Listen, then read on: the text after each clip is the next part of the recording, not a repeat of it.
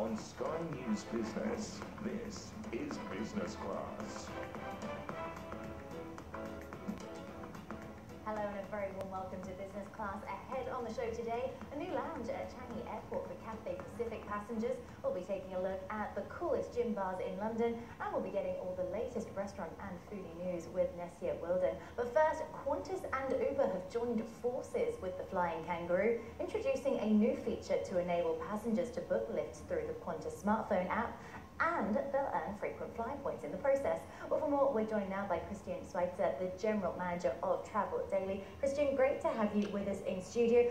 Now, why have they done this? Well, it's all about giving their customers additional benefits. So, as you said, they've added this feature to the Qantas app, and Qantas customers will now be able to purchase and utilise Uber services to 15 airports across Australia. And of course, the additional benefit is that you'll be able to accrue frequent flyer points based upon your level of status. So to give you an example, if you were a bronze status member with Qantas, you get 1 point for every $1 that you spend.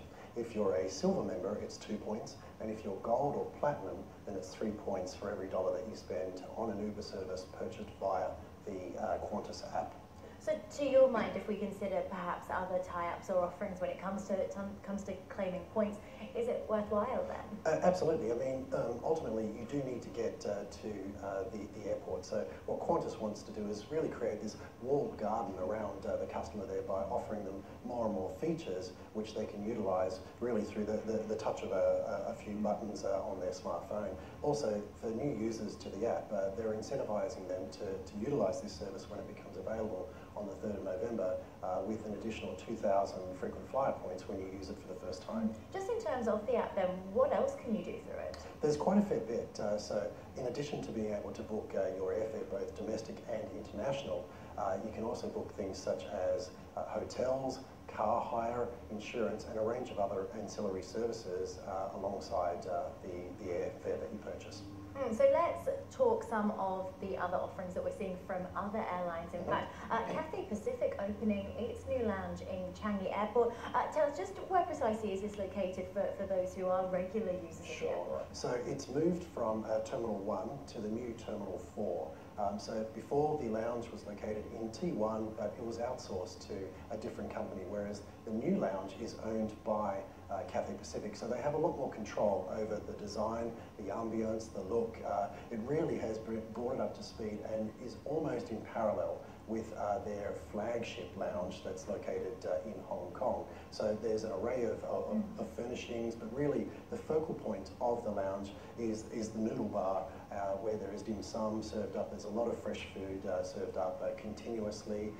There's a bar, there's a workstation for those that want to do a little bit of business. With Mac computers provided, printers provided, there's high-speed free internet service as well.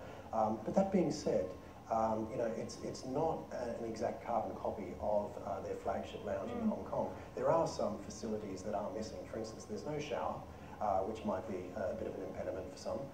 And also, there's no one there to serve you drinks at the bar. So if you're hoping to have someone mix you a martini, unfortunately that's not going to happen. So you have to do that yourself.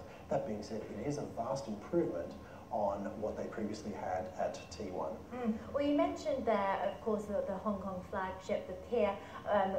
Flyers within the region will, of course, be very familiar with it. To your mind, I mean, how do they stack up against one another?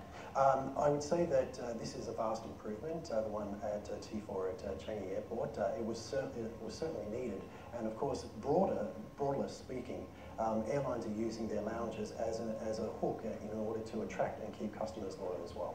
But with that in mind, I mean, without the shower facilities, without the bar facilities, that is a real draw card for corporate travellers who are looking to go straight from plane to the boardroom.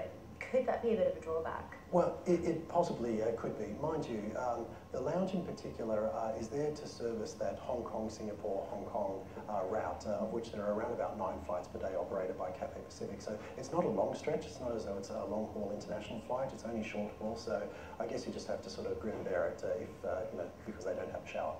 Of course, absolutely. Also, with that in mind, if you look at Cathay Pacific's this offering within its broader service offerings, this does sit pretty well. It does. Cathay Pacific are a full-service carrier. I mean, they have an expansive network, and courtesy of being part of the One World Alliance, they really have a solid game when it comes to comparisons with some of their neighbouring competitors like Singapore Airlines, Thai Airways as well. Of course, and with that in mind, in terms of, I guess, your pick of the bunch within the region, I mean, what is your preferred player here? Well, I'm both a One World member and a Star Alliance member, so whether it's Cathay Pacific or Singapore Airlines, I really don't mind. They are both very good levels of service available. Of course. And in terms of, I guess, some of the other offerings that you look to within Changi Airport, within Hong Kong, and within that region, who else is catching your eye at the moment? Well, I would say, and I think we've got a story a little bit later on in terms of what Singapore Airlines is proposing with the reveal of their new aircraft, so they certainly are catching my eye. Of course. So let's move on then in terms of what we're looking at when it comes to Singapore Airlines. Talk us through this offering. Okay, so Singapore Airlines are soon to unveil their latest A380. In fact, Travel Daily's editor-in-chief, Bruce Piper, is on his way up to Singapore right now.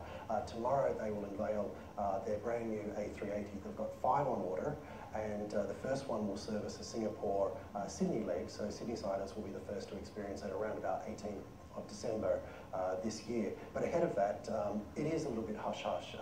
No one really knows what's going to happen, but we've been led to believe that it's a complete brand new service from their suites, which is their first class.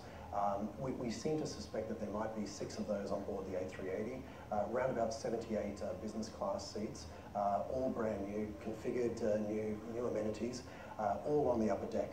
And then on the lower deck, we're hearing that there's going to be a premium economy offering towards the front of the plane, and then the balance of the seats will be economy, but all of them will be brand new. Christian, really appreciate you taking the time to speak with us today. Thank you so much. Well, time now for a short break. Coming up on Business Class, London's Gin Bar Revolution, and all the latest wining and dining news with Nisha Wilden. Do stay with us.